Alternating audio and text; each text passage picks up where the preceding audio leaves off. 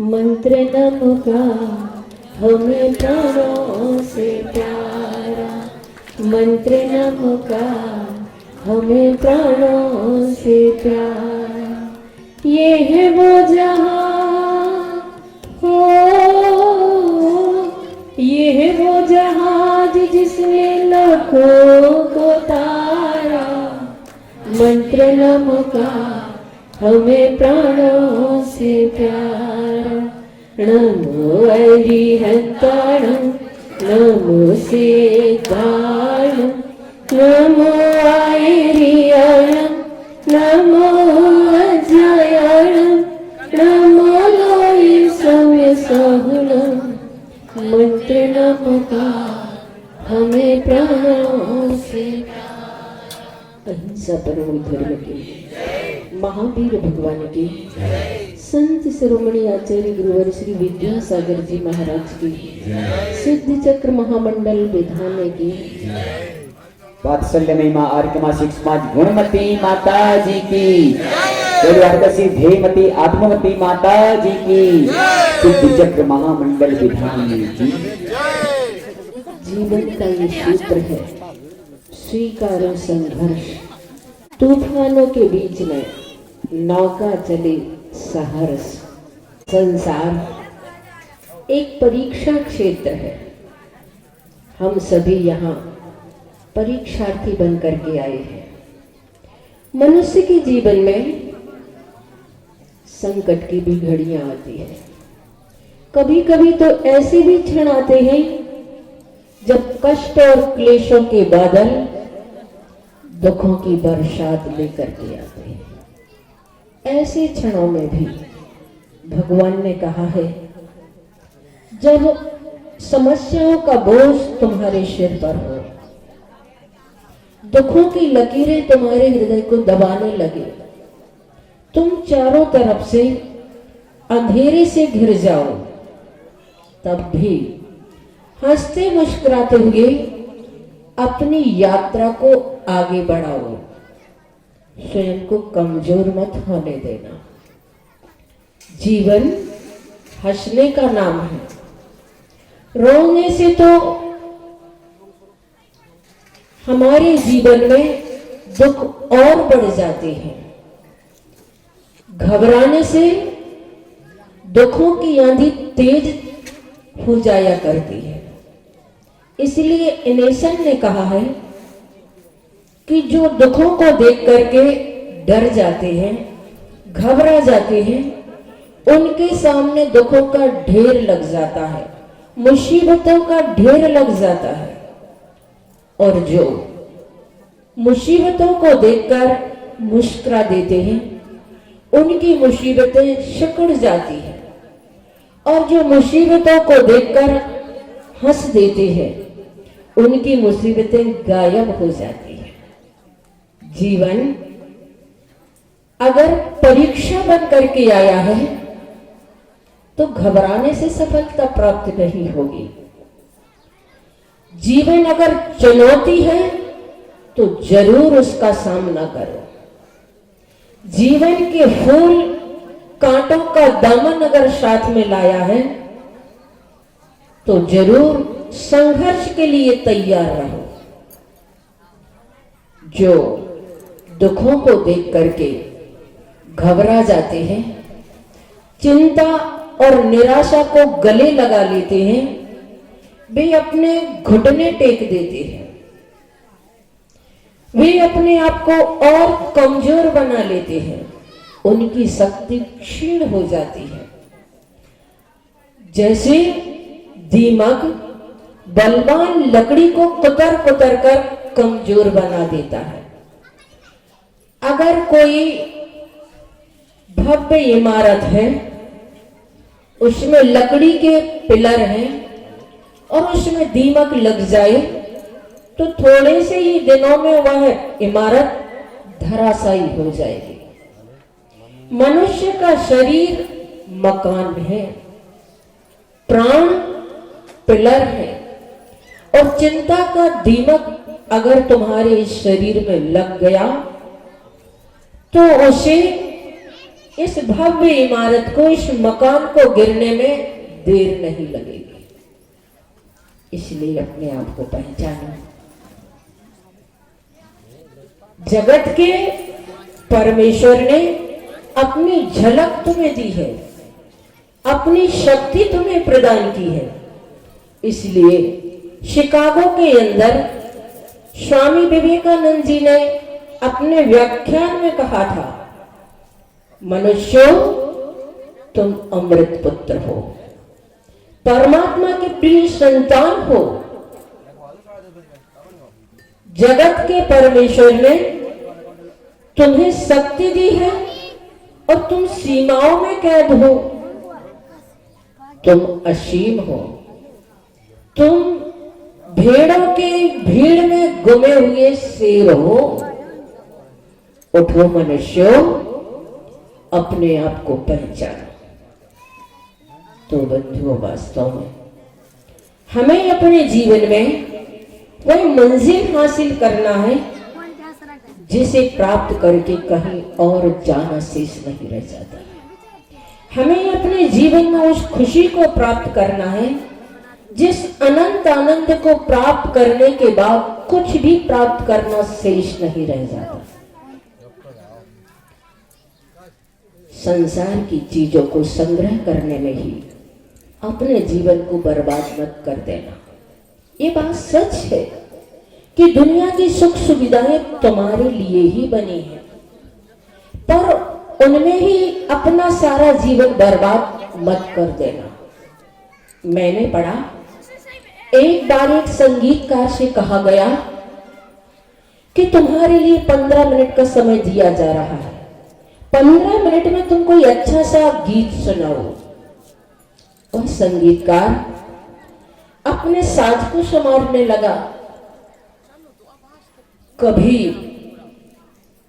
उसके तार को ढीला करता, कभी कसता, कभी हाथ को कान से लगाता, कभी श्रद्धा से जमीन को छूता। इस प्रकार तबले से तालमेल करते करते उसके 15 मिनट का समय पूर्ण हो गया। हमें भी 5 मिनट का बचपना मिला है, 5 मिनट की जबानी मिली है, 5 मिनट का बुढ़ापा है। अगर दुनिया से तालमेल करते करते आपकी जिंदगी व्यर्थ चली गई तो हमने फिर इस दुनिया में अकारण ही इस भाव को व्यर्थ कर दिया। बंधुओं, संसार में जब भी तुम्हारी जिंदगी में संघर्ष आए तो उनसे लड़ना सीखो, तभी जीवन की ज्योति जलेगी। जब भी कोई विपरीतताएं आती है तो उनमें खेलना सीखो, तभी तुम्हारी जिंदगी मुस्कुराएगी। हाँ, हम लोग आचार्य श्री के साथ 82 सन में सम्मेद शिखर, नैनागिर से सम्मेद शिखर की यात्रा आचार्य श्री ने प्रारंभ की थी और सभी पैदल चल रहे थे। उस समय दीक्षा नहीं हुई थी किसी की, आर्यिका में किसी की दीक्षा नहीं हुई थी। पैदल विहार करते करते पैरों में फोले आ गए थे, छाले पड़ गए थे और बिहार प्रांत में प्रवेश करते करते फोले बहुत बड़े हो गए थे। डाल्टनगंज में जो सड़क थी, इतनी मोटी मोटी गिट्टी बिछी हुई थी, उनकी नोक पर जब पैर पड़ते थे तो उछल जाते थे। आचार्य श्री हम लोगों से कहा करते थे, देखो इस सड़क पर डनलप के गद्दे बिछे हैं, हम पैर रखते हैं तो ऊपर उछल जाते हैं। और फिर आचार्य श्री कहते, उस पथिक की क्या परीक्षा जिस पथ में शूल न हो, उस नाविक की क्या परीक्षा जो धारा प्रतिकूल न हो। विपरीत परिस्थिति में जिसने जीना सीख लिया उसके जीवन में स्वर्ग आ जाता है, क्योंकि एक से दिन कभी किसी के नहीं होते हैं। श्री कृष्ण नारायण श्री कृष्ण जब उनका जन्म हुआ था तब जेल में हुआ था, और उनका जन्म हुआ था तो कुछ भी खुशियां नहीं मनाई गई थी। अरे किसी गरीब से गरीब व्यक्ति के घर में अगर पुत्र का जन्म होता है तो खुशी का इजहार करने के लिए फूटी थाली तो बजा ही लेते हैं, और फूटी थाली ना हो तो ताली तो बजा ही लेते हैं। पर श्री कृष्ण का जब जन्म हुआ था उस समय न थाली बजी थी न ताली बजी थी, किंतु जब समय आया तो उन्हीं श्री कृष्ण ने उस कंस को, जिसके लिए उनका जन्म छुपाया गया था, उसे ही युद्ध के मैदान में पछाड़ दिया था। एक से दिन कभी किसी के नहीं होते। सूर्य इतना ऊर्जा का पुंज है, सुबह कुछ होता है, दोपहर में कुछ होता है, सांझ ढलते समय कुछ और होता है। तो बंधु इसलिए कभी विपरीतताओं से, प्रतिकूलताओं से घबराना नहीं चाहिए। मैंने एक उदाहरण पढ़ा था, समय अपना हो चुका है, उसे बताकर अपनी बात को पूर्ण करती हूँ। एक सिख साधी संत हुआ है, बड़ा अनुभवी संत हुआ, पहुंचे हुए वे संत थे। एक बार वो सड़क से गुजर रहे थे, उन्होंने देखा सामने से एक भिखारी चला आ रहा है, उसकी एक टांग टूटी हुई है और लाठी के सहारे चल रहा है और भीख मांग रहा है, मगर उसके चेहरे पर जो प्रसन्नता, जो संतुष्टि, जो आनंद दिखाई दे रहा है वह अद्भुत है, और दर्शा रहा है कि वह बहुत खुशी है, बहुत सुखी है। शेख सादी ने उससे पूछा, भाई तुम भिखारी हो, बड़ी अभावपूर्ण तुम्हारी जिंदगी है, एक पैर से तुम लाचार भी हो, फिर तुम्हारे चेहरे पर इतनी प्रसन्नता, इतनी संतुष्टि, इतना आनंद, कारण क्या है? इतनी प्रसन्नता, संतुष्टि और आनंद तो बड़े बड़े धनपतियों के चेहरे पर नहीं होता। तुम्हारी संतुष्टि, प्रसन्नता, आनंद का कारण क्या है? तब उस भिखारी ने बड़ी प्यारी बात कही थी। उसने कहा, मैं मानता हूं कि मैं गरीब हूं, मैं भिखारी हूं, मैं भीख मांगता हूं, लेकिन मैं ये सोचकर खुश होता हूं कि दुनिया में हजारों लाखों लोग ऐसे हैं जिनका जीवन मेरे से भी बदतर है। कुछ लोगों के हाथ नहीं है, कुछ के पैर नहीं है, कुछ अंधे हैं, कुछ बोल नहीं पाते हैं, कुछ सुन नहीं पाते, कुछ बहरे हैं, कुछ गूंगे हैं, कुछ दोनों ही हैं। मेरा तो सौभाग्य है कि दो आंखें हैं जिससे मैं देख लेता हूं, मेरे दो हाथ हैं जिन्हें फैलाकर भीख मांग लेता हूं और भोजन कर लेता हूं, मेरे दो कान हैं जिससे मैं सुन लेता हूं। अब एक पैर ही तो नहीं है, इसमें इतने ज्यादा दुखी होने की क्या जरूरत है? यह सोच सोच करके मैं सुख हासिल कर लेता हूं।